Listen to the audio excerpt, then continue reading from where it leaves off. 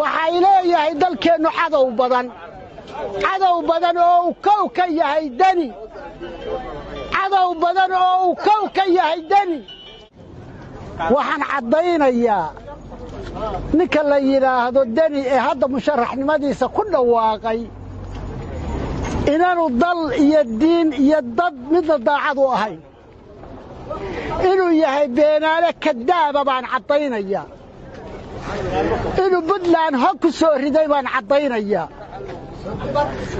waxaa loo hayaa 20 dambi oo kala jaado midba mid ka xun yahay baarlamaanka waxaan ka codsanayaa ninka dambiilaha ee ismadiisii iyo culimadiisii iyo eheladiisiiba ay ka dhaarteen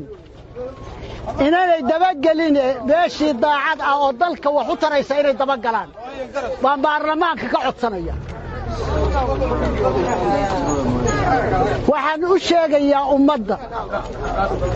dalkeenna kan macaan waa lagu soo duulay dalkeenna macaan waa lagu soo duulay dalkeennu waa dal dihin waa dal nin waliba danaynaya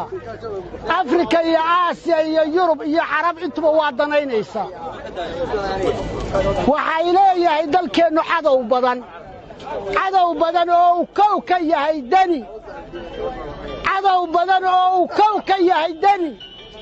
ninka labaadna uu yahay ninka la yiraahdo Axmed Madoobe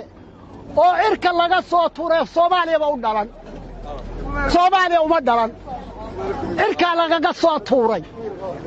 waa jawaasiis xun weeye waa beela kadaab xun waa liciin xun waa kuwa shaydaanku rafiiqa la yahay waa kuwa shaydaanku rafiiqa la yahay shaydaan baa rafiiq la ah waa ehlu shaydaan waxay u shaqeeyaan